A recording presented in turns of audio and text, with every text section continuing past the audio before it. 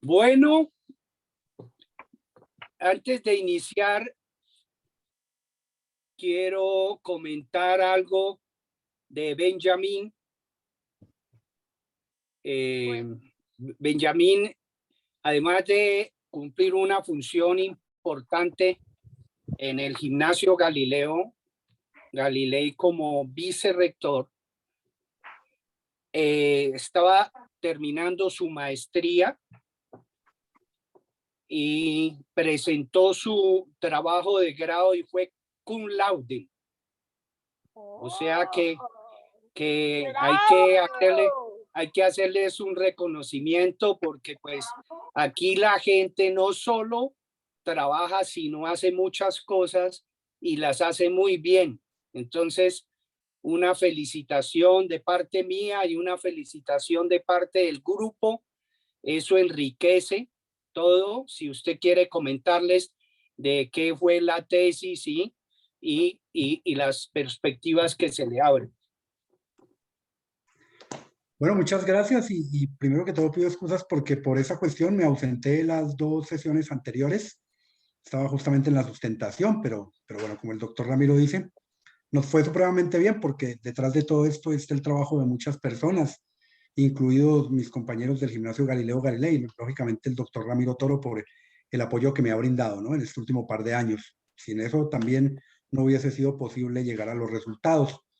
Y pues no, es una tesis de historia que como fue laureada, pues ya el siguiente año les voy a pasar los libros que salgan de ella para que ustedes mismos los lean y si podemos abrir un espacio también para charlar de eso, que tiene mucho que ver también con lo que a veces hablamos acá, ¿no? Entonces, pues muchísimas gracias, Nío, por eso y muchísimas gracias a todo este grupo. Un aplauso. Gracias. Muchas felicitaciones. Benjamín, bueno, ¿cuál fue el tema de la tesis? Mi tema, yo trabajé principio del siglo XX, trabajé lo que fue el centenario en el eje Bogotá-Boyacá, en el eje colombiano y en el eje latinoamericano, un estudio comparativo de cómo el centenario, o más bien el discurso del centenario, se usó como ideología. Entonces ahí hay una construcción ideológica a partir de estas conmemoraciones, de estas celebraciones de los 100 años, que se hacen ver como acontecimientos cuando no son acontecimientos, desde la teoría de 2 pensadores, o más bien 3, Zizek, Alain Badiou y Walter Benjamin. Por eso, pues aquí mi alter ego, porque es uno de los historiadores que más abordo, de los que uso para estructurar mis teorías en mi disciplina. Y nada, con unos resultados excepcionales, porque pues es un estudio que comienza a abrir puertas, por lo menos aquí en Colombia, ¿no? La historia, se sigue haciendo mucha historia tradicional, y lo que nosotros propusimos fue analizar el centenario justamente desde el aparato psicoanalítico, pero social. Yo hago psicoanálisis, pero desde el ámbito social, no desde la teoría clínica. Para eso estudio mucho la escuela lacaniana eslovena, ¿no? Es bien interesante. Ya tendrán los libros el otro año para que los leamos y los charlemos un ratico. Bueno, muchas gracias, Benjamín. Ahora sí, ya vimos que sí tenía que ver esto con el principio de la causa y el efecto, ¿sí? Entonces vamos a iniciar. ¿Quién quiere iniciar hablando de este principio, de causa y efecto?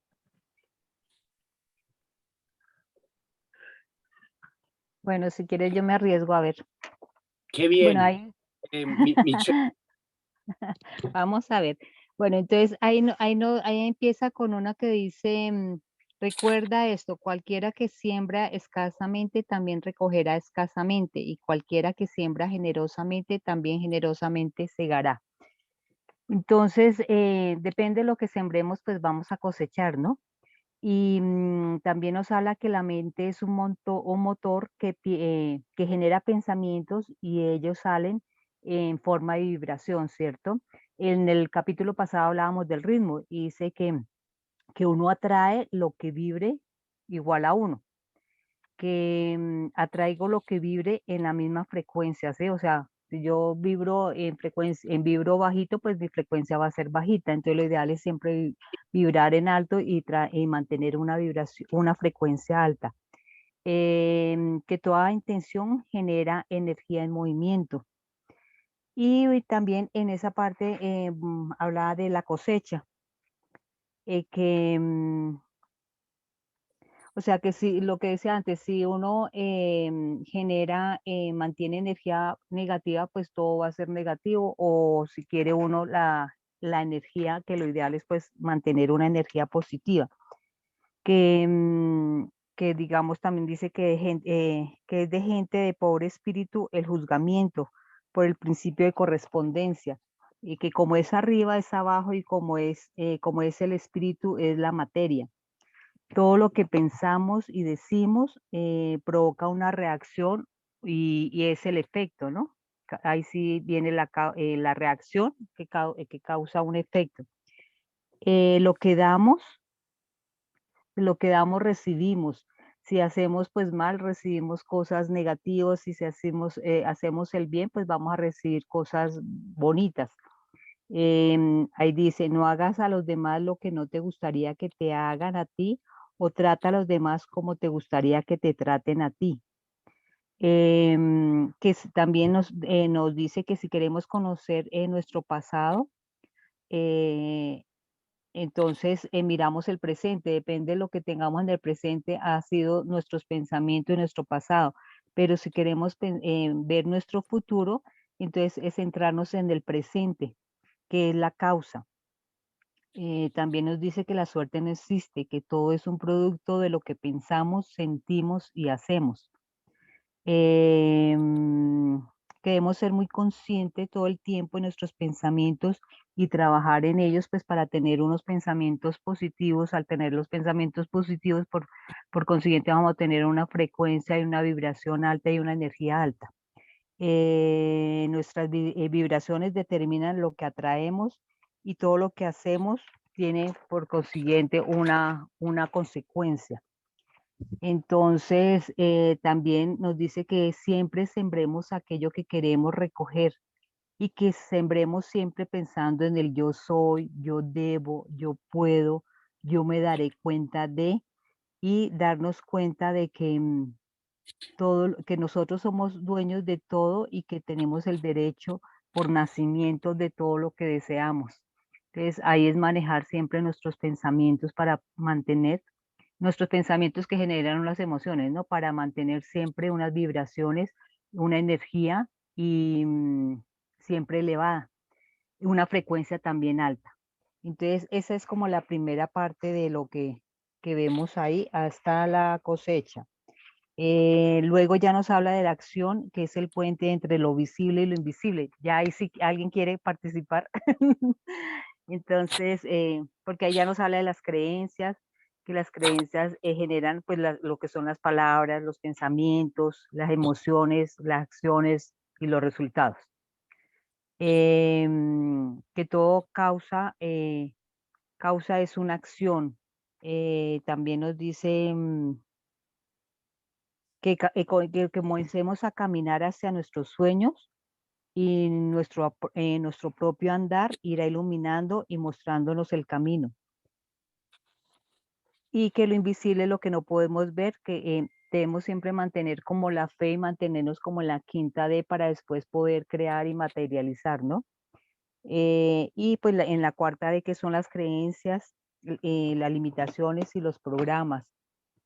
Y en la tercera, en la 3D, que es lo material, todo lo material, ¿no? Todo lo visible.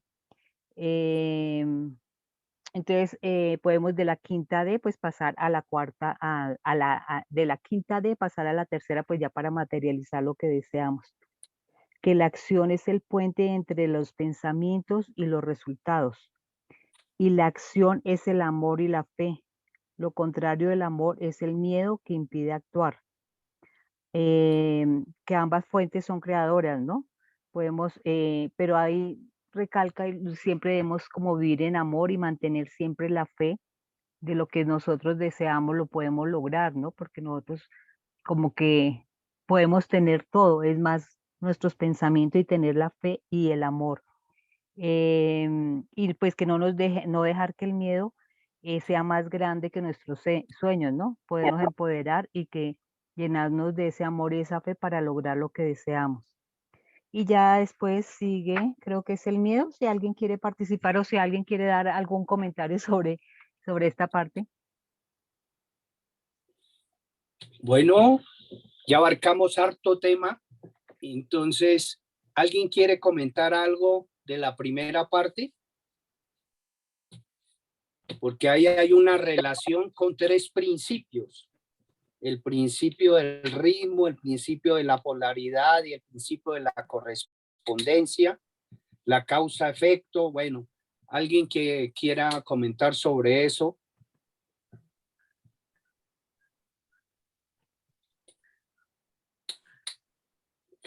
¿No? Pues creo que una de las cosas importantes es tal vez lo que hemos como recapitulado en los principios anteriores, entendiendo que todo está centrado en qué es lo que yo estoy pensando, ¿no? Cómo efectivamente los pensamientos los hemos manifestado a través de las palabras y esas palabras tienen que ver con las creencias. Entonces, como que lo de atrás es revisemos cuáles son las creencias, porque acorde a las creencias nosotros vamos a poder cambiar efectivamente los resultados, porque el proceso es eso: creencia, palabra, pensamiento, emoción, que es importantísima, acción y resultado. Entonces, si efectivamente nosotros estamos positivos, eso se traduce en una emoción que es alegría, es bienestar, es solidaridad, es cariño, es amor, es compañía, es todas esas emociones elevadas, y eso evidentemente hará que nuestras palabras, nuestros pensamientos nos lleven a las acciones iguales, en orden positivo, en orden que se pueda lograr, lo cual quiere decir que nos salimos del miedo y entramos en el amor. Evidentemente más adelante nos habla Laín que todos por naturaleza estamos como en el miedo, porque si estamos en zona de confort es porque estamos en miedo. Entonces, cuando nos salimos de la zona de confort, es cuando evidentemente empezamos a generar un cambio que nos expande y nos lleva precisamente a lograr nuestros propósitos, porque nuestro pensamiento gira y se torna en acciones que tienen que ver con la emoción del amor y con el pensamiento positivo. Y eso es lo que veo yo, que es cuando uno tiene que revisar qué fue lo que yo hice en mi pasado, que se está reflejando ahora en mi presente, ¿cierto? Y cómo logro cambiar esa estructura, digamos, de esa secuencia, que es lo que nosotros llamamos, dice Laín, aquí en el occidente, que se llama... la regla de oro. La regla de oro, exactamente. Y que nosotros en el oriente lo llaman el karma. Sin embargo, nosotros cómodamente creemos que todo depende de la suerte, y es que la suerte no existe. La suerte no la creamos nosotros la formamos, nosotros la hacemos acorde a esos pensamientos que nosotros tenemos positivos o esos pensamientos negativos. Y efectivamente esos pensamientos positivos van íntimamente ligados, por ejemplo, a la gratitud, que hemos insistido tanto en este grupo. Va ligado a que salgamos de la supervivencia y nos volvamos protagonistas. Va ligado a creerme que realmente yo sí puedo hacer las cosas. Va ligado al crecimiento, básicamente al crecimiento, en vez de estar únicamente en la protección. Eso para mí fue bien importante verlo. Y me encantó lo que dice de la mente, ¿no? Eso me pareció genial, que la mente es como una madre preocupada, eso me pareció muy bueno. está llena de buenas intenciones, pero puede volverte loco. Pues en algo me identifiqué. Como la Nos mente, ¿no? identificamos. Creo que todos Por los que somos papás o mamás, creo que eso es algo bien brillante lo que escribió Elaine. Entonces, y me pareció otra cosa importante y hay un video que lo vi esta semana de Elaine, y es la famosa frase, y sí, que el y si se hubiera hecho, y si es viéndome al pasado, y siempre estamos viendo lo negativo en y si. ¿Y qué pasa si nosotros convertimos ese y si negativo en ese y si en positivo? Y si hago tal cosa, ¿qué efecto tengo? Que es lo que estamos hablando de la causa y el efecto.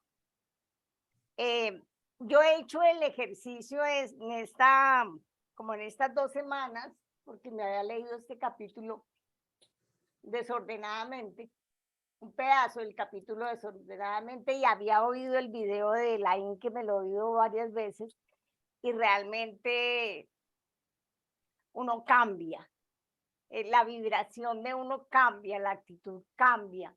Entonces, creo que todos usamos el y si, ¿no? Y si hubiera sido, si hubiera y si, entonces ese es mi aporte. Muy bien. Y ahí cuando hablamos, a ver, Tara, cuando hablamos de esas creencias y esas palabras, ¿de dónde proviene? ¿La mente consciente o de la mente subconsciente? No, de la mente subconsciente. Es de la mente subconsciente, y ese es el trabajo que tenemos que hacer permanentemente, de meternos allá en esos archivitos y poderlos reestructurar, ¿no? Reprogramar es lo que hay que hacer, reprogramarlos. Sí. Hay una frase que me parece. ¿Quién? ¿Alguien va a hablar? Sí, que Chuck. sí, buenas noches. Sí, de todas maneras, pues las creencias que están en el subconsciente, pues son alimentadas desde el consciente o desde la información que recibe externa. Y esa información cuando no se recibe correctamente, entonces ahí vienen las creencias negativas. Pues no sé si Claro. desde que empecé a leer estos temas, lo comparo mucho con, o sea, lo que es el sistema de mente y el subconsciente y consciente, lo comparo mucho con el control de la planta ya, de una térmica. En una planta térmica, todos los sistemas están en automático de tal manera que el operador no está diciéndole a la máquina qué hacer. Entonces se le dice, hay que generar a 60 megavatios. Entonces todos los sistemas automáticamente están ajustados para que genere 60. La bomba de agua manda tantas toneladas de agua. Los quemadores mandan tantas toneladas de carbón para quemar. Todo el sistema está regulado eso, entonces yo lo comparo eso con el subconsciente, porque él trabaja en automático, le dieron una instrucción de trabajar en eso y al frente está el operador, que es como el consciente. Entonces el operador le dice al jefe, ya no genere más a 60, sino va a generar a 45, y entonces él coge y ajusta todos sus sistemas y lo mete a 45. Y todo el andamiaje, todos los sistemas automáticamente trabajan a 45 para generar 45. Entonces la bomba de agua baja su caudal, el carbón suministra menos carbón, todo el sistema eléctrico hace menos. O sea, la parte automática de la planta la comparo yo con el subconsciente. Y el operador, el que le dice a la máquina, trabaje más, menos, trabaje con menos temperatura, trabaje con más temperatura, ese es el operador, y él simplemente hace el cambio y de ahí para allá la máquina trabaja solita. Entonces, siempre lo he comparado con esa, de esa forma. Nosotros desde niños nos metieron una información, o no nos metieron, sino el mismo ambiente, uno recibe una información y uno va formando unas creencias y forma uno su parte reactiva en función de eso. Parte reactiva es como actuamos, ya sea para defendernos o simplemente para disfrutar algo. Tenemos una forma de evaluar lo que es bueno y lo que es malo de acuerdo a la información que recibimos. Entonces, esa parte del consciente es la que nosotros con el tiempo miramos si necesitamos cambiar o no.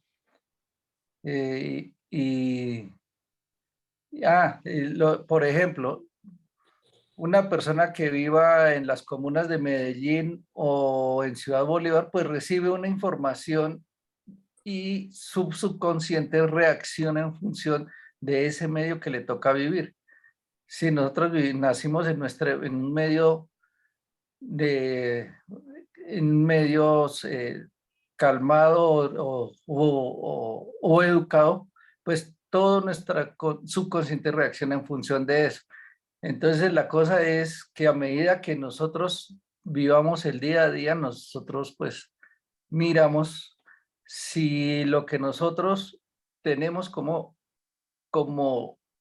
memorias es lo que está bien, si está bien fundamentado o si tenemos que cambiar algo. Esa es la parte del consciente que le toca trabajar. Eso yo creo que no es tan simple. No es tan simple porque resulta que generalmente el consciente va por un lado, que son los deseos y los anhelos que yo tengo. Y el subconsciente va por otro lado porque esa es la programación que yo tengo.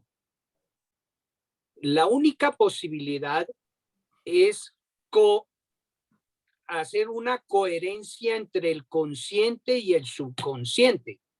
¿Y cuándo se puede hacer esa coherencia?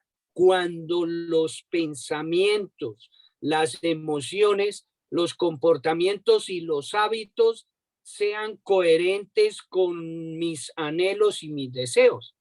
Imagínense eso. Entonces, generalmente no hay esa posibilidad. Entonces, ¿qué es lo que plantea, por ejemplo, Joe Dispenza? Joe Dispenza dice, bueno, mire sus resultados. Si sus resultados están de acuerdo a sus anhelos y deseos, la cosa va muy bien. Pero si no, entonces, ¿qué debemos hacer? Mirar cuáles son los hábitos y comportamientos que me llevan a unas acciones determinadas y esas acciones a unos resultados. Entonces, cuando uno empieza a mirar esos hábitos y comportamientos, generalmente no son los hábitos y comportamientos que uno tiene en sus anhelos y deseos. Y más si tiene un proyecto de vida, más si tiene un sueño que cumplir. Generalmente tiene que romper con toda esa estructura que generalmente es negativa, ¿sí? Entonces ahí viene la situación tan importante que es entrar al subconsciente para hacer la reprogramación de acuerdo a los anhelos y deseos. Entonces, tiene que actuar uno primero sobre las emociones que están determinando esas acciones y devolverse los pensamientos que determinan esas emociones y devolverse las creencias que determinan esos pensamientos. Mire que todo es un proceso bien complejo y que tiene que trabajarse a fondo.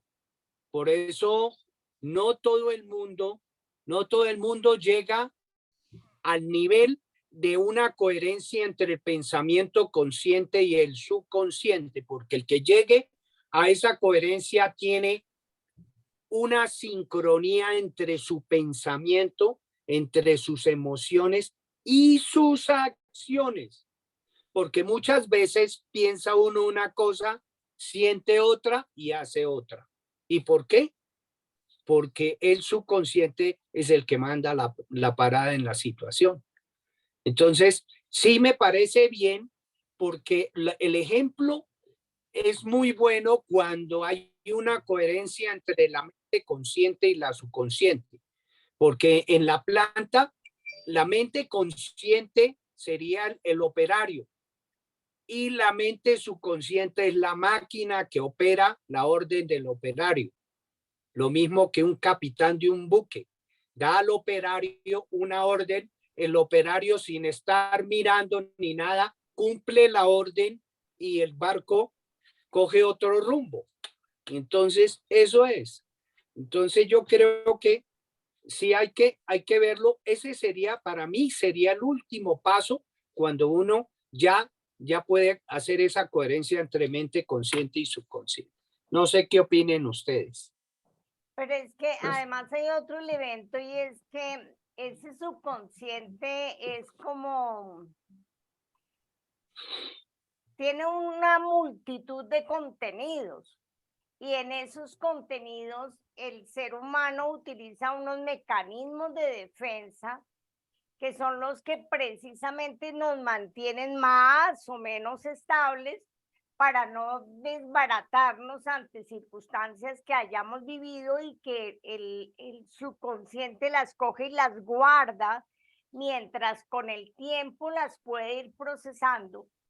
Por eso uno a veces se sorprende con una reacción, con una acción, con un comportamiento que no comprende exactamente de dónde viene. Algunas veces son muy negativos, por ejemplo, o por el contrario, sorprende que se hubieran podido lograr y tiene que ver con ese subconsciente que está guardado, que está oculto y descubrirlo no es fácil. O sea, lo que habla Richard pues es muy mecánico y como ejemplo gráfico vale, pero la complejidad del subconsciente es muy fuerte. Y a veces pasa mucho tiempo en que uno pueda realmente encontrar los nexos para que le expliquen a uno una determinada reacción o una determinada circunstancia o el por qué, por ejemplo, se vincula en determinadas relaciones afectivas o tiene determinados comportamientos ante una circunstancia específica. Démonos cuenta que aún dos gemelos idénticos no reaccionan ante un evento fuerte como la muerte de un padre de la misma manera. Y eso tiene que ver con ese material que hay allá en la parte subconsciente. El subconsciente es muy complejo, no es tan facilito. Fuera tan facilito, eso sería pan sí, comido, sería, o sea, es más, no estaríamos haciendo este proceso porque eso sería muy fácil de asimilar. Entonces, a mí sí sí, me parece importante que lo entendamos, ¿no? sí, hay una cuestión de si el consciente puede querer hacer un cambio o puede querer tomar una acción. La cosa es que el subconsciente, por un lado, crea que se pueda y por otro lado, que tenga como la decisión de poderlo hacer, ¿sí? Sí, yo me acordaba preciso ahorita en este momento, eh, cuando la selección Colombia salió del Mundial, un comentarista deportivo dijo pues que había algo particular y es que los jugadores de la selección Colombia, la mayoría juegan en el extranjero y allá son jugadores de altísimo valor. Un compañero habló de un jugador en especial, creo que fue de Luis, dijo, él solo vale más que toda la selección peruana, algo así llegó y hizo un comentario. Entonces dijo el comentarista deportivo, dijo, no es que todos los jugadores de aquí son excelentes, pero en Europa juegan de una manera y aquí juegan de otra manera. Y el problema principal para que la selección Colombia no brille como si estuviera en Europa es que aquí ellos no se lo creen. O sea, va la selección Colombia y dice va a jugar contra Argentina y dice no, vamos a jugar contra los campeones suramericanos, ya sea Brasil o Argentina. Ellos van convencidos de que van a jugar con alguien superior. Ellos no se creen superiores, mientras que si va a jugar Brasil contra Argentina, cada uno de ellos se siente superior al otro. Entonces y uno ve que la calidad de juego individual de los jugadores aquí de la selección Colombia no le envidia nada a nadie en ninguna parte del mundo. Sin embargo, se pierde el partido en el último minuto porque falta esa parte de verdad creerse superior a los otros, que es lo que de pronto nos ha faltado. Lo mismo uno ve, yo conozco varios casos de compañeros ingenieros que aquí se ganaban máximo salario mínimo y medio, 2 salarios mínimos, y de un momento a otro resultaron trabajando en Europa o en Chicago, y allá pues ganan una cifra que para uno es escandalosa. Y entonces yo no sé si es el creerse uno, no sé en qué momento uno se cree que uno puede y otro momento cree que uno no puede. Y eso es una actitud mental que nos pasa sobre todo a los latinos. Y que tiene que ver con el inconsciente colectivo. Claro. Exactamente. Exactamente. Muy bien. Y derribar eso es de tiempo, ¿no? Eso no es tan fácil como creemos que es, ¿no? Claro, nosotros somos un grupo privilegiado porque por lo menos ya nos estamos dando la posibilidad de hacer las reflexiones, de trabajar, de informarnos, de capacitarnos, todo eso. Pero es un grupo pequeño realmente. Otro ejemplo que me acordé preciso en este momento fue cuando los talibanes se tomaron el poder en Afganistán. Entonces estaba el periodista español de la W y hasta decían, pero esos manes tenían todo el apoyo del ejército de los Estados Unidos, tenían las armas superpoderosas y los talibanes solamente tenían los AK-47 que le vendían los rusos, no tenían más. Y entonces, ¿cómo fue que poco a poco llegaron hasta la capital de Afganistán? Y él decía, la única diferencia de esos dos ejércitos, del ejército oficial de Afganistán y el de los talibanes, era la actitud. Los unos estaban convencidos de que eran superiores y los otros simplemente estaban defendiendo una posición, pero apenas se veían medio perdidos, salían corriendo. Entonces decía ahí, la cuestión era que los unos se creían dueños del poder y los otros no. Entonces esa es la diferencia del subconsciente cuando el subconsciente no está sincronizado con el consciente. Muy bien. Muy bien. ¿Algún otro comentario sobre esta parte? O si no, hablamos de un tema que me parece espectacular, la comparación entre el miedo y el amor y la fundamentación desde la neurociencia. Yo quiero hacer un aporte sobre lo de la zona de confort. Bueno.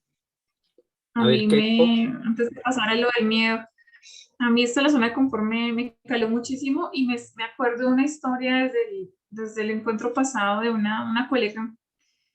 Pongámosle María, no se llama María, pero pongámosle María. María salió del colegio en un pueblito de acá de Boyacá, muy pequeño, y antes de salir del colegio de 11 se enamoró de un auxiliar de policía del pueblo, perdidamente enamorada. Y ella ya se imaginaba casándose con él, teniendo hijos con él. Es decir, yo le pregunté a ella por qué había sido cierto, porque esa historia no se me olvida y pues la quiero compartir hoy porque me parece que cala mucho con el tema. Entonces, María estaba muy enamorada de este auxiliar de policía y él de un momento a otro le terminó y dijo que ya no quería seguir con ella. Entonces, cuando ella le preguntó por qué, le dijo que no, que él ahora tenía una novia que estaba estudiando psicología, que iba a ser profesional y que a él le daba vergüenza salir con ella porque no iba a salir de ese pueblo nunca, iba a seguir siendo una campesina entre la cebolla y las vacas y las gallinas.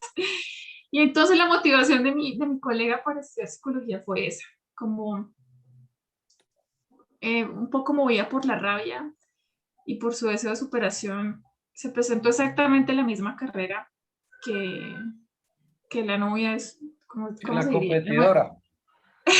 La nueva pareja de su ex. Sí. Y ella sacó el mejor ICFES del pueblito en el que estaba, entonces tenía derecho a esta beca Andrés Bello, ¿es que se llama? Por lo tanto, con todas sus limitaciones de inglés, de informática, de comprensión de lectura, un montón de cosas, y ella empezó a estudiar psicología muy, muy forzada, muy, muy presionada ella misma, hasta que ya como que un día le dijimos, pero si ya llevas las mejores notas, íbamos en tercer semestre, tranquila. Me dijo, no, lo que pasa es que ahí fue que nos contó, yo empecé a estudiar esta carrera solo por rabia y por superación, pero ya me terminó gustando, ya me voy a relajar. El asunto es que esa fue la motivación que la llevó a salir de su zona de confort, ¿no? Una mala experiencia.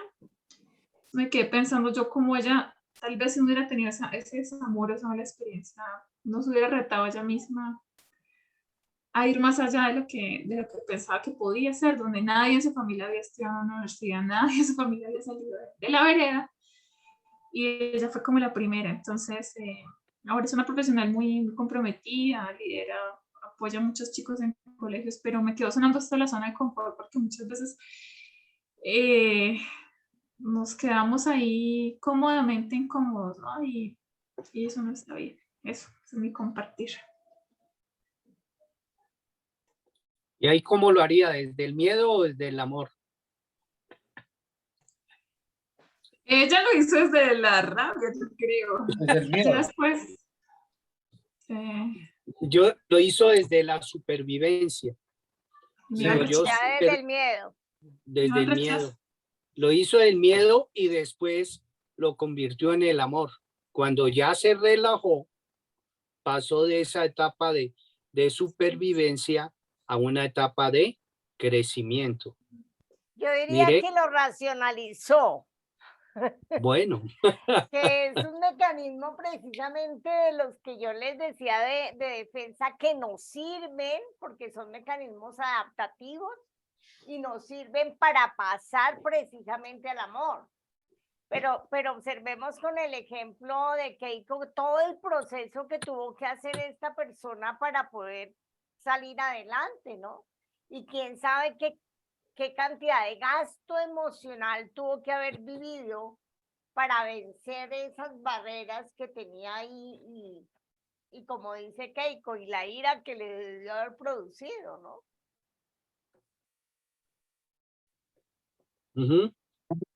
Sí, a veces esa misma motivación puede ser, llamémosla positiva o negativa. A ver, les cuento algo que me sucedió.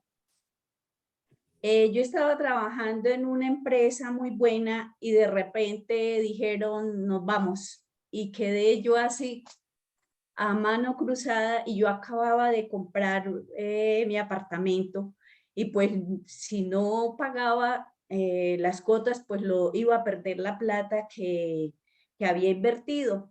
Entonces traté de buscar en el área que era en el área de ingeniería civil y no logré, y la única alternativa que encontré fue en la parte de ventas. Y pues yo en ventas nunca había trabajado, digamos, no había trabajado, ¿no? Nos presentamos, pasamos 30 personas y de esas 30 personas a los 4 meses no estábamos sino 3 personas, ¿sí? y yo era una de las que molía fuertemente porque a las 3, 4 de la tarde ya todo el mundo se desaparecía y pues muchos se iban para la casa. A mí me daban las 6, 7 de la noche porque yo sí sabía que tenía que cumplir mis metas para poder alcanzar. Era el primer año que tenía que yo completar lo de la cuota inicial. Y bueno, lo que es lo que uno atrae, ¿no? El principio de, ahí sería como del ritmo, sería, bueno, llegó el mejor vendedor y él me miraba, ¿no? Y él se extrañaba que yo estuviera hasta tan tarde y llegó y me dijo, mira, Ludin, yo sé que tú no eres experta en ventas, pero te voy a hacer 2 ventas. Y si tú la coges, bien, y si no la coges, ya es tu problema, ¿sí? Porque él me preguntó, ¿y usted por qué se queda aquí esta tarde? Y le dije, no, yo tengo que cumplir mis metas.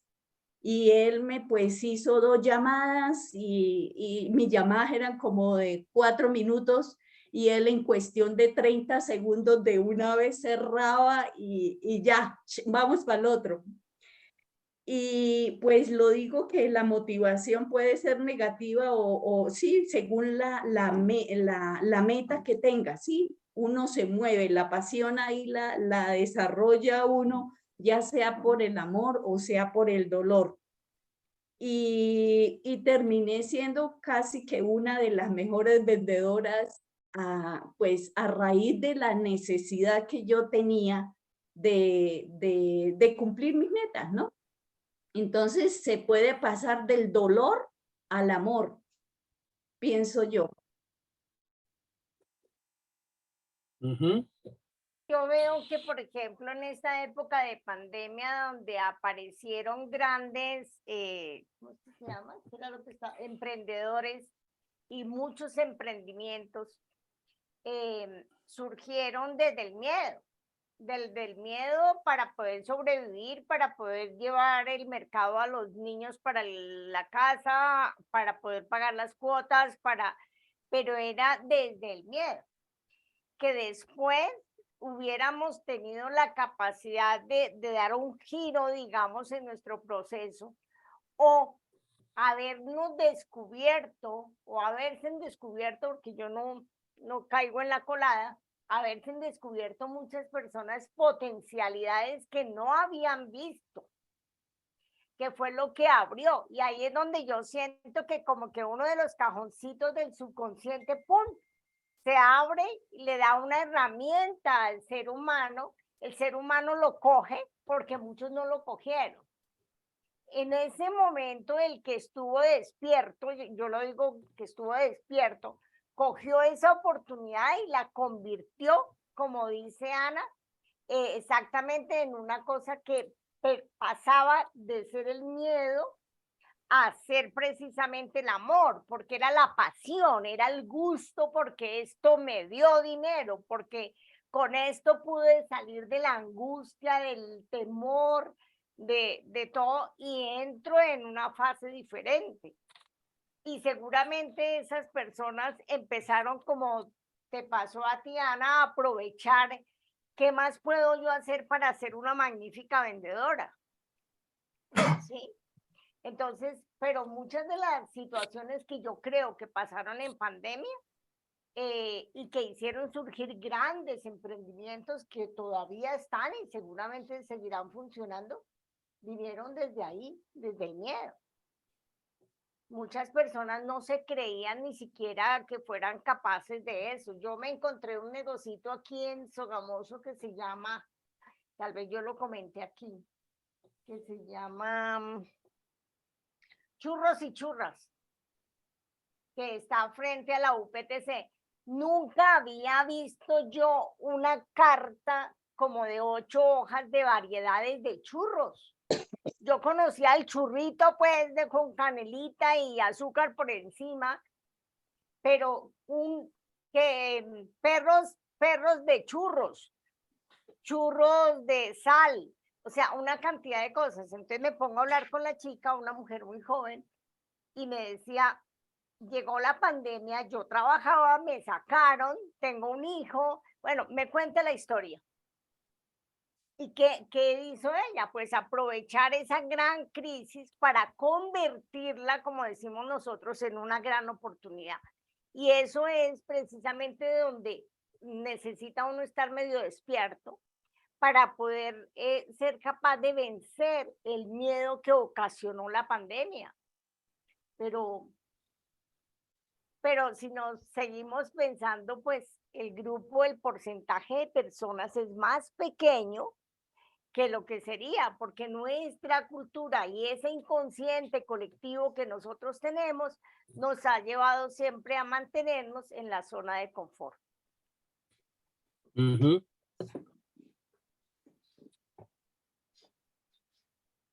Entonces, ¿cómo es Pero- el cuento cómo es el cuento entre la diferencia entre una mirada desde el temor y cuál es la razón de ese temor, de dónde surge ese temor y cuál es la razón de dónde surge ese amor?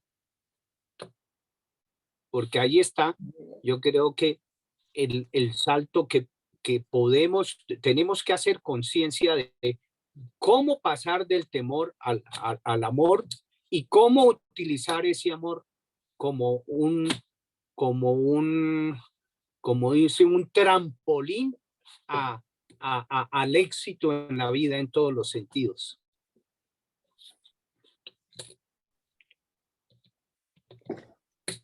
Pues aquí Bueno, en mi caso, Bueno, tranquilo. a ver, Ana. Bueno, en mi caso, el mío no era miedo, el mío era terror, porque pues estaba en juego muchos años de trabajo. Y mi temor era que yo no sabía vender. Mi temor, por otro lado, era que iba a perder lo que había trabajado durante tanto tiempo. Y ese era el temor, pero, y el amor fue el que me hizo salir, el amor primero, a saber que tenía que defender eso porque tenía 2 hijas a mi cargo y tenía que responder el amor por un lado y el temor por el otro. Y ahí pues, ¿quién vence? El amor, ¿sí? Porque si yo sabía que si yo no respondía, pues íbamos a quedar mal, ¿sí? Y yo iba a quedar mal, porque iba a perder aquello por lo que tanto había trabajado. Entonces ahí es donde uno se da cuenta que puede ser mucho el temor, pero el amor es más grande, ¿sí? El amor a mis hijas, el amor a tener ese techo, el amor a proteger lo que había luchado tanto tiempo. Yo Ahí sí, veo como Pero ahí lo que, decían, los yo 2 veo dos perros. elementos ahí en lo que habla Ana. Uno es que definitivamente el miedo es algo que realmente no existe, sino que nosotros lo creamos y lo creamos en base en las creencias que se nos metieron. El ejemplo clarísimo es lo que vemos con un bebé. Si uno coloca un bebé y lo tira a la piscina, el bebé no se ahoga. Pero si el niño ya tiene un añito, añito y medio y lo tiro a la piscina, el niño se ahoga. ¿Por qué? Porque ya hubo la frase de la piscina es peligrosa, va y te ahogas, tienes que usar el flotador, todo eso. Esa es una de las cosas. El miedo es creado.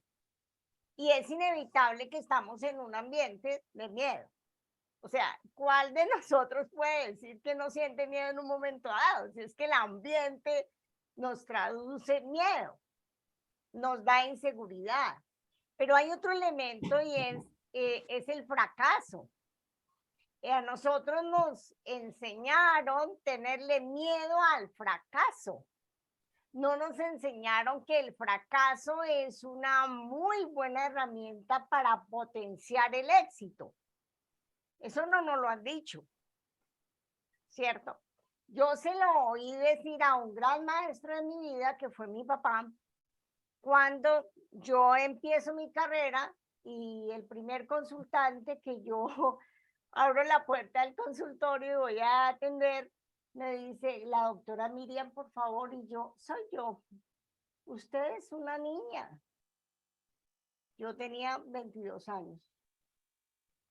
Yo no voy a entrar aquí, usted no sabe de la vida. Para mí fue muy duro. Si yo no tengo a mi papá, yo me retiro de la carrera. Entonces yo llego a mi casa y hablo con mi papá, que mi papá fue un maestro en mi vida. Y le digo, yo no puedo estudiar, seguir con la psicología. ¿Qué pasó? Mi papá fue un excelente comerciante. Y le dije, papá, es que no van a entrar a mi consultorio. Tengo cara china, soy flaquita, soy delgada y pues no me creen. Entonces me dice, tú no has fracasado, estás haciendo un mal negocio. Primero que yo no creí que yo hacía negocios, ¿no? Yo no entendía que estuviera diciendo que yo estuviera haciendo negocio. Pero me empieza a hacer todo un desarrollo de qué es lo que pasaba y cuáles eran las herramientas para convertir ese, comillas, fracaso en un gran éxito. Eso me salvó. Y si no, yo no sería psicóloga, no estuviera ejerciendo o no sé qué hubiera hecho. Pero por lo menos en la clínica no me hubiera metido y me encanta y es mi pasión. Entonces, ¿cómo nosotros podemos entender que esos fracasos, que es uno de los grandes miedos que tenemos en la historia pues de la vida, son grandes oportunidades? ¿Cómo los vemos? Y es cuando decíamos cómo lo transformamos y dejamos de verlo como algo positivo, negativo, perdón, para convertirlo en algo positivo que nos da otra mirada. Entonces ahí viene la frase que decíamos ahora, y si yo lo veo como una oportunidad, ¿qué pasaría?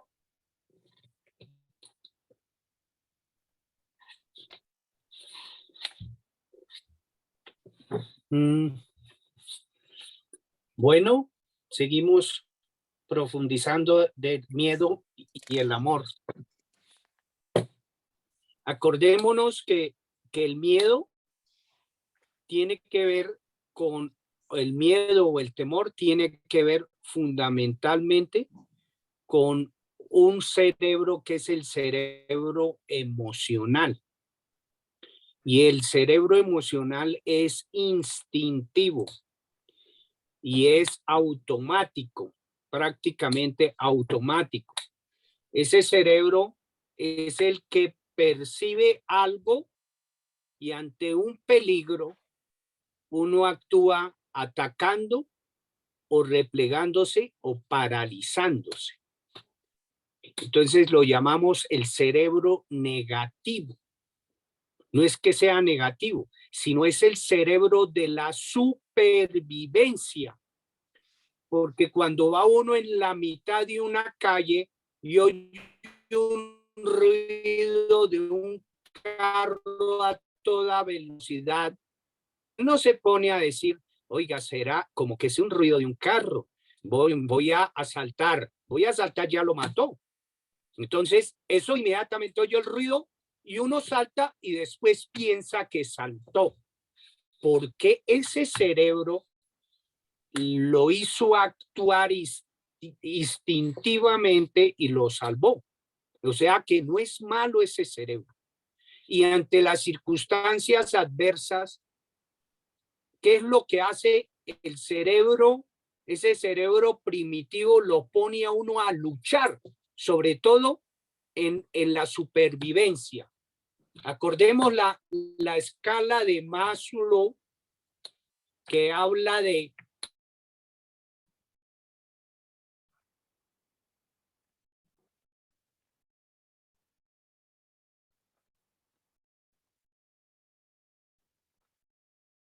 Se bloqueó. Mío.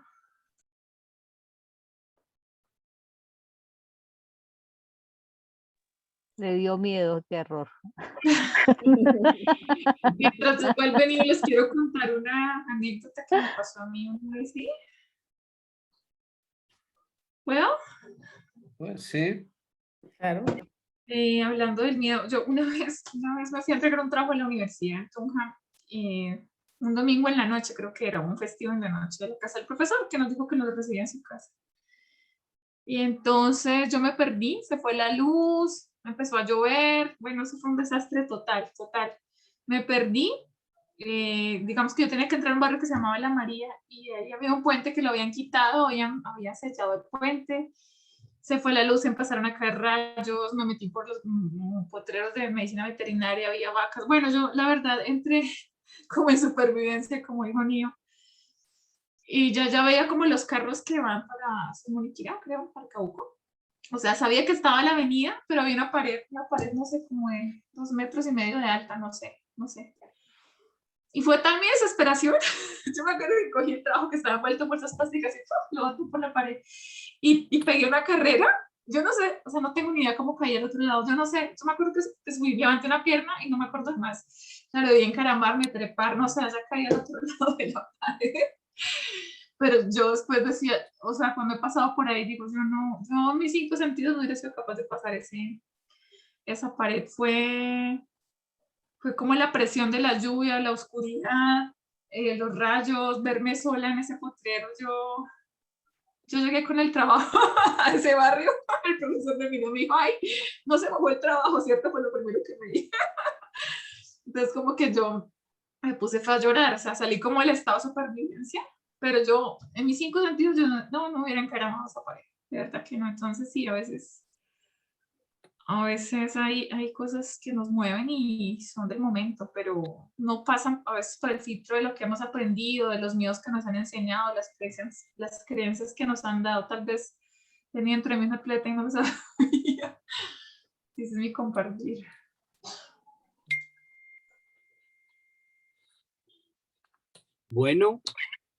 Bueno, ¿y quién explica el mecanismo del amor? Porque no es lo... Vas a hablar de lo de Maslow. A Maslow, los niveles de Maslow hablan de el de supervivencia, es el fisiológico, que es todas las cosas necesarias básicas para sobrevivir. El nivel 2 de seguridad, ¿sí? El nivel 3, que ya es el de relación, el nivel 4, autoestima, y el nivel 5, la trascendencia. Entonces, esos 2 primeros niveles son de supervivencia. Y cuando se tocan esos 2 niveles, uno no está pensando en con quién me relaciono o con cuál es mi autoestima, y sí que menos pensar en la trascendencia. Uno está luchando por sobrevivir. Y ahí sí funciona uno con el temor, gústele o no le guste. En cambio, si ya pasa, resuelve esos 2 niveles básicos, uno ya empieza el nivel de relación. Ese nivel de relación ya puede aplicar la empatía y aplicar otras cosas que le permiten relacionarse, y ya puede aparecer ahí el amor. O sea, el amor es un proceso de feedback entre el cerebro emocional y el cerebro racional.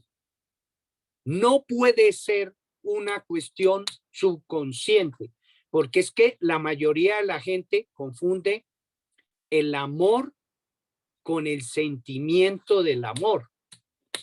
El amor es una decisión. Es una decisión de amar algo o a alguien, o un proyecto, amar una pareja, amar a su familia, amar a su vecindad, etcétera, etcétera.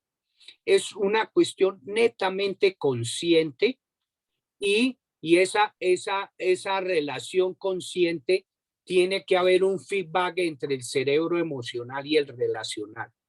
De ahí que funciona unas hormonas que son muy importantes. Está la oxitocina, que es la hormona del amor. Está la serotonina, que es la hormona de la tranquilidad. La dopamina, que es la hormona de la felicidad. La hormona del crecimiento.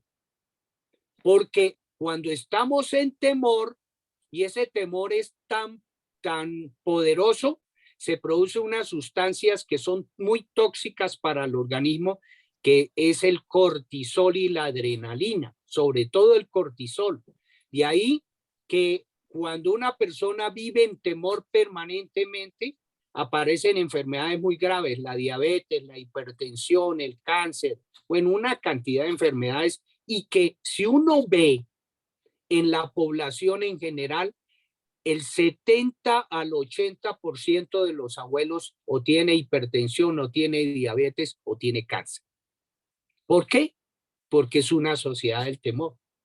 En cambio, vaya, compare las sociedades orientales, donde la gente vive hasta 100 y pico de años, y esa gente vive es en el amor, porque su filosofía es colectiva, su filosofía es de ayuda mutua, y esa ayuda mutua desarrolla mucho esa oxitocina del amor, la dopamina y la serotonina, y por consiguiente la hormona del crecimiento, y esa hormona de crecimiento es la que restituye las células para tener no una vejez, sino una longevidad. Entonces, es importante que diferenciemos bien eso, porque muchas veces podemos conseguir muchas cosas materiales, pero a un alto costo en la salud física y mental.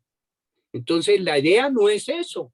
La idea es que consigamos las cosas con una salud perfecta, con unos recursos económicos muy buenos y con unas relaciones muy profundas y amorosas, ¿sí? Esa es la idea, y que vivamos felices, porque es que la felicidad no puede existir en el temor.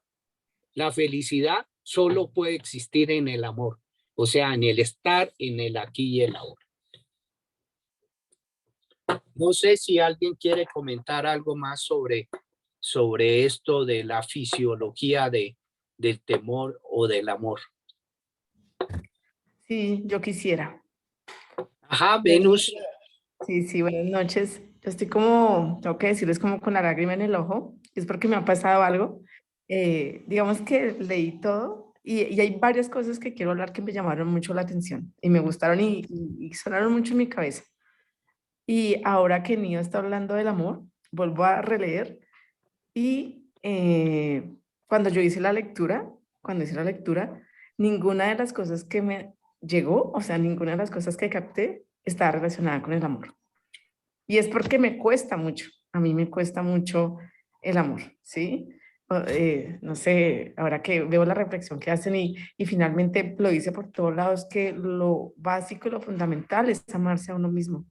Y todo comienza desde el amor. Y estaba leyendo aquí que decía que el puente entre mí, en mi caso, o sea, la lectura entre mi persona y el exterior es el amor, ¿no? Y me cuesta mucho, porque soy una persona que me alejo mucho de las personas. Entonces, ese es el punto, es un punto que tengo que trabajar muy grandemente. O sea, cómo aprenderme a amar a mí mismo, y la diferencia que dice Nio, es cierto, porque el amor es una decisión, pero debo confesarlo, para mí es difícil, bastante difícil entender, nomás desde entender el concepto, ¿sí? Y me sorprende mucho porque leí y yo no paré en el amor, o sea, no quedó aquí grabado, quedó grabado el gusano, me gustó escuchar lo del pastor, lo de la mente, pero no me detuve en ese tema del amor que era fundamental. Entonces, voy a tener que volver a releer y con ustedes aprender y entender muchas cosas del amor, porque siento que lo necesito para mi vida. ¿Puedo hacer una reflexión, Venus? Claro que sí. Hay que mirar hacia atrás un poquito, porque hay que mirar en las creencias. Hay que mirar en las creencias. Y esas creencias, ¿dónde se plantaron en su mente subconsciente? Es la que está rigiendo toda su actividad de vida. Entonces, cuando uno vuelve atrás y empieza a mirar esas creencias, ahí tiene que encontrar la causa de eso. porque las creencias no son de uno. Las creencias se las implantaron y las volvieron como si fueran de uno. Entonces, ahí viene el quid. Cuando uno analiza los resultados de su vida, si los resultados son óptimos, dice, voy de acuerdo, mis anhelos y mis deseos están en relación con eso, está perfecto. Pero cuando los anhelos y deseos no están en concordancia con los resultados en la vida, en todas las áreas, absolutamente en todas las áreas, porque uno puede ser exitoso, muy exitoso en una determinada área o en dos, pero en otra no. Entonces, ahí tiene que preguntarse, ¿qué está pasando en mi vida con mis creencias? Y reflexionar y volver atrás a mirar esas creencias. Eso sería un comentario sobre eso. Da Vinci quería intervenir. Da Vinci. Buenas noches para todos. Algo que me resonó es que de lo que decía Nio y que he estado analizando últimamente es acerca del temor de algo que dice Joe Dispenza y que también lo dice Laín, y es que cuando uno vive atemorizado por el presente, enfocado en la escasez, se vuelve materialista. Y cuando uno se vuelve materialista, todo su enfoque está en la urgencia, en la escasez y en el estar de afán.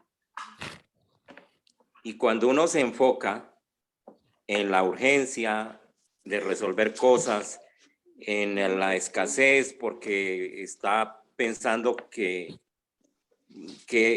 está pensando qué es lo que le falta, y en el estar de afán porque tiene que hacer todo rápido porque el tiempo no le alcanza, entonces la persona se vuelve materialista. Cuando uno se vuelve materialista, entonces está colapsando la onda partícula de los electrones en todos los aspectos de su vida y está absolutamente enfocado en el desastre, en la catástrofe. Y obviamente está produciendo adrenalina y cortisol al 1000% cada minuto. Y entonces, aparte de estarse predisponiendo a enfermarse de un montón de cosas físicamente, orgánicamente, pues está entrando en una crisis de escasez terrible también, porque eso es lo que le está proyectando a la vida. Ni siquiera cuando alguien está en esa sensación de escasez y de angustia es capaz de agradecer. Entonces, por ese lado, menos puede recibir nada nuevo, ni oportunidades, ni puede aprovechar las oportunidades nuevas, porque está enfocado en la urgencia y en la angustia y en la escasez y en el estar de afán. Entonces, la idea de la vida es, no sé si a alguien le ha pasado, pero a mí sí me ha pasado todo eso que les cuento. Y cuando he logrado salir, romper ese ciclo de angustia, de estar de afán, de sentir vacío por todo lado, en todos los niveles de la vida, de sentir vacíos y vacíos, y me enfoco en el disfrute de la vida y en la relajación y en la paz y en estar disfrutando la vida y sentir cómo la vida sí es bondadosa y es superabundante con cada uno de nosotros. Y cuando me enfoco en bendecir y en agradecer y en consentirme de muchas maneras, porque un baño tibio es consentirse uno mismo. Cuando uno se enfoca en lo que decía Venus, en esa falta de amor propio, en esa sensación de no ser amado, pues entonces está perdiendo muchas oportunidades. El que primero se tiene que amar es uno mismo. El que primero tiene que sentir amor por uno mismo es pues uno mismo. Porque si uno no siente amor por uno mismo, y si uno no se cuida, y si uno no se consiente, entonces uno no va a irradiar ese bienestar y esa plenitud que otros pueden captar y que llama la atención. Cuando uno se vuelve magnético es porque está proyectando bienestar, y el magnetismo es lo que atrae y lo que hace que a uno lo quieran, que a uno lo deseen y deseen estar con uno y uno sea agradable para los demás. Entonces, esa sensación de estar en angustia, en vacío y en escasez produce no solamente pérdidas materiales, sino produce pérdidas afectivas, pero también produce enfermedades y desconexión con el Ser Supremo. Todo lo contrario es enfocarse en el bienestar, enfocarse en la gratitud, enfocarse en bendecirse uno mismo, enfocarse en mí primero, en mi bienestar, en mi felicidad primero, en consentirme a mí mismo, en hallarle el sabor de bendición a la vida a cada instante, pero es una búsqueda hedonista, es una actitud hedonista eminentemente. Si uno no mantiene una actitud hedonista de bendecirme, de beneficiarme a mí primero, pues no voy a tener nada que dar, voy a estar vacío absolutamente. Si entro en una relación de pareja, voy a estar dependiendo de la otra persona siempre. Si entro en una relación de amistad, voy a estar dependiendo de la otra persona siempre, de mi amigo, mi amiga. Si entro en una relación comercial de negocios, estaré pidiendo prestado en el corto plazo, porque no soy capaz de irradiar absolutamente nada positivo. Entonces, eso quería compartirles. Y pues la solución es primero yo, primero yo, primero yo, primero mi bienestar, primero mi felicidad, primero mi gratitud y bueno, en síntesis, primero cada uno como ser de luz, como un ser maravilloso que tiene un puesto en el espacio, en el universo, que es absolutamente único, irrepetible.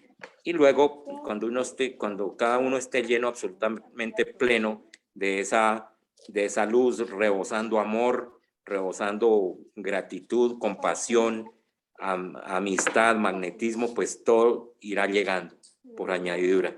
Muchas gracias. Yo quiero, en primer lugar, hacerles una pregunta que me parece que fue la primera pregunta que les hice cuando iniciamos este libro. ¿Quién ha desarrollado su visión y misión de vida partiendo de un sueño que sea un sueño que lo haga mover con una fortaleza, con una alegría, que pueda hacer las cosas sin que piense que necesita pagarle, porque es tan la pasión sobre eso para desarrollar? Porque yo creo que lo que estamos hablando es muy, muy profundo y muy de aspecto espiritual. La cosa es que nos podemos quedar haciendo divagaciones teóricas aquí, y esas divagaciones teóricas no nos llevan mucho, sino a pequeños recuerdos, y después de 48 horas ya es una imaginación y no las aterrizamos a nuestra propia vida. Yo les pregunto, ¿todos ya tenemos una visión y una misión de vida?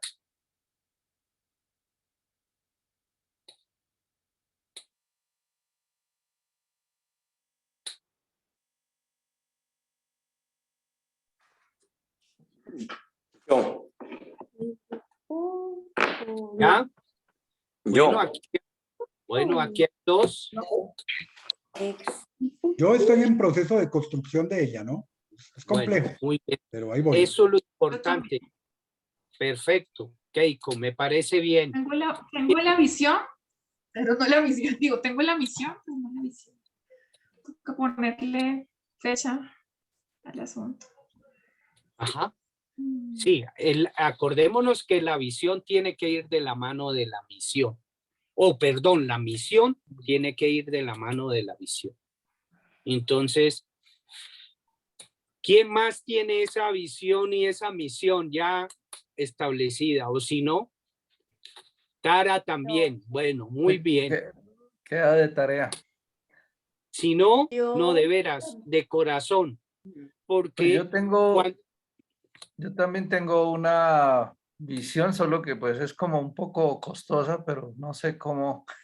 Estoy ahí en ese trabajo de buscar el mecanismo, la forma. es que en el universo no hay nada costoso. Todo es barato. Todo es barato. Sí. Gratis. Porque todo es gratis, ¿sí?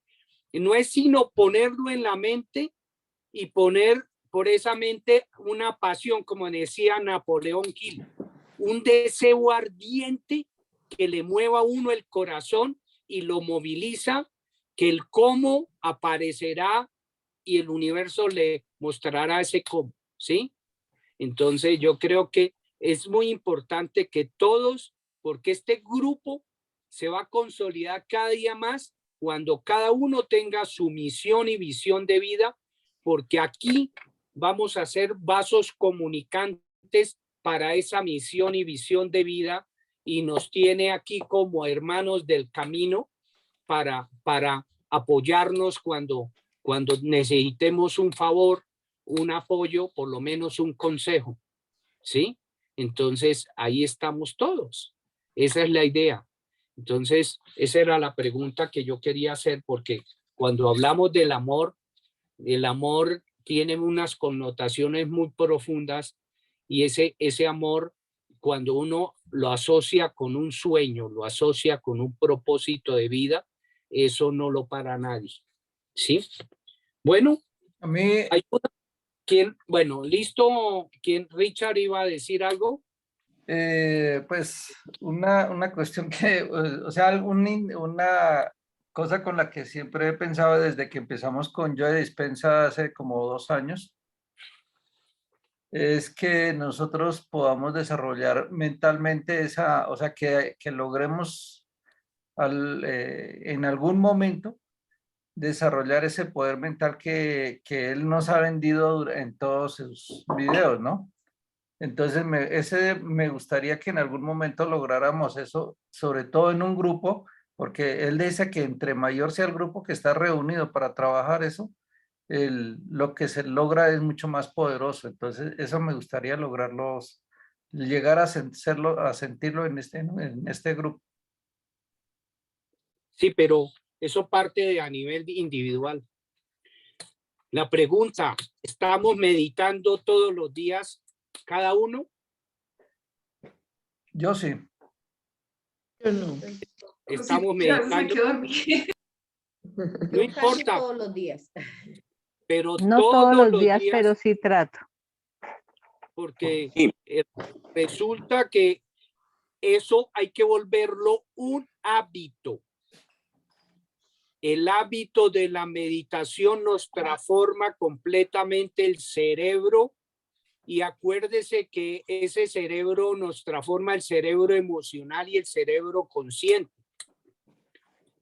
Y si empezamos a meditar, si no alcanzan a meditar media hora, mediten 5 minutos. 5 minutos en la mañana, 5 minutos en la tarde. Y el cerebro se va acostumbrando a conectarse con esa energía universal que es la que le abre las puertas de la abundancia.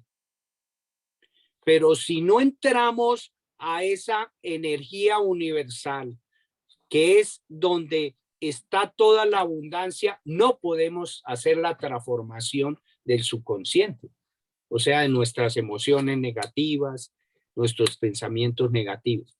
Entonces, eso era una cuestión que quería comentarles. Yo tengo unas meditaciones que pues las bajo de los videos de YouTube.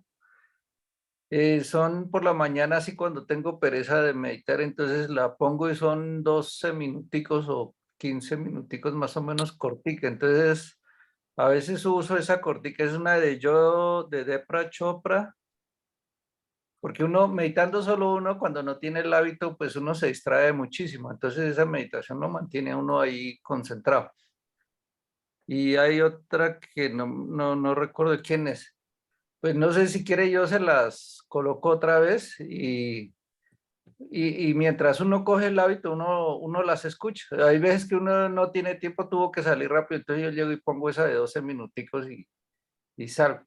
Y por la noche, yo como tengo todavía a veces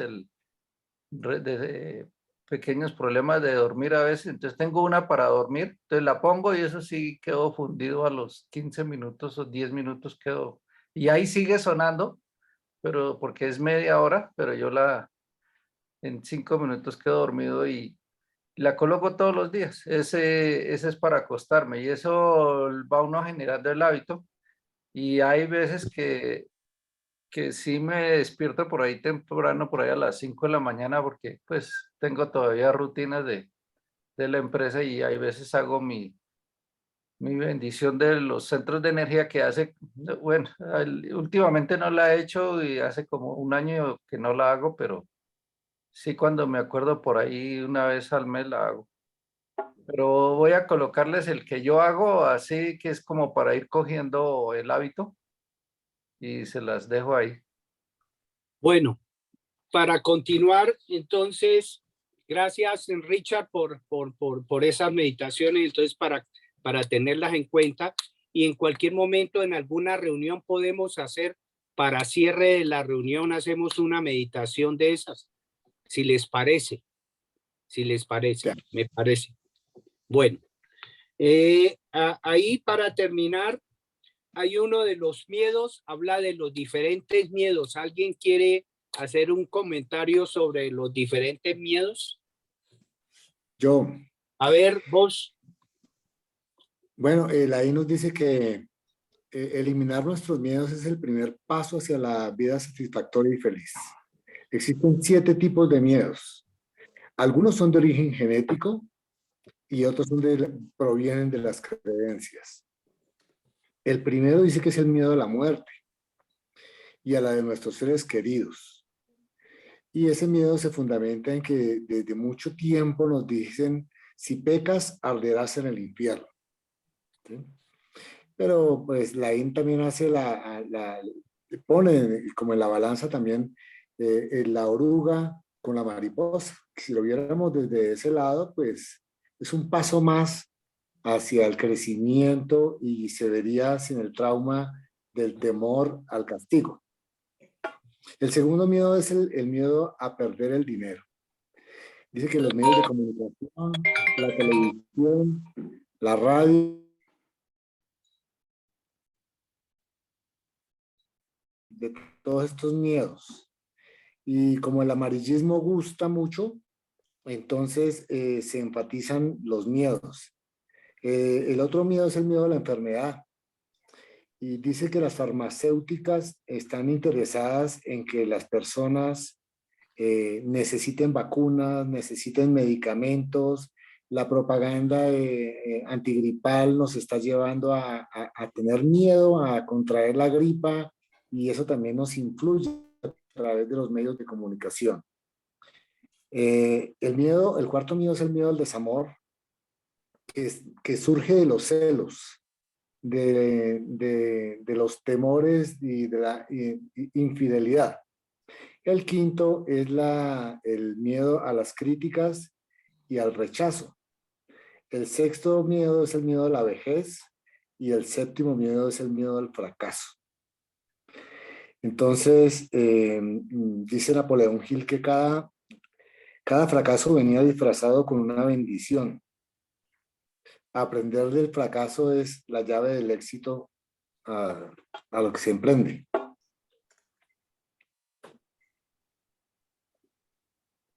Gracias.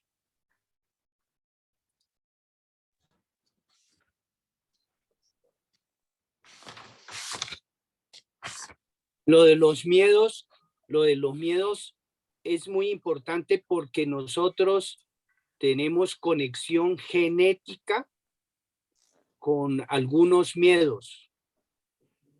Yo no sé, los psicólogos manejan un poquito mejor eso. Ayúdenos con eso de cuáles son los miedos que se vinculan más a lo genético. Yo hago una propuesta. A mí me parece que ese tema de los miedos es como para mirarlo con un poquito más de calma. Sí. Entonces yo sugiero que por hoy dejemos ahí para empezar el próximo martes con lo de los miedos. Perfecto. Porque realmente los miedos sí tienen un contenido bien fuerte y hay autores muy importantes que han trabajado los miedos y los miedos sí marcan muchas cosas en nosotros. Yo no sé el grupo qué opine, si lo dejamos para empezar dentro de 8 días, lo cual querría decir que empezamos en la página 240.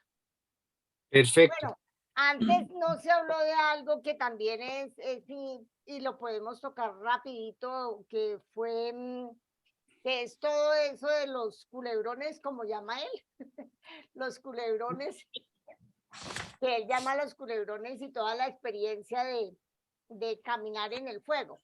Pero eso va íntimamente relacionado a lo de los miedos. Claro. Lo dejamos para la próxima vez. Perfecto. Me parece bien, no sé qué opinen los compañeros para profundizar un poco más de los miedos y cada uno investiga un poquito más sobre los miedos y de sus propios miedos. Hay un libro muy chévere sobre los miedos, a ver si lo tengo a la mano aquí en la biblioteca.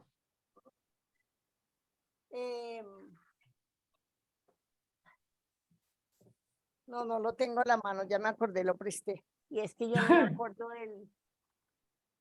me acuerdo el autor, pero bueno, trataré de tenérselos para el próximo martes. Perfecto. Bueno, muy bien. Bueno, ¿alguien quiere?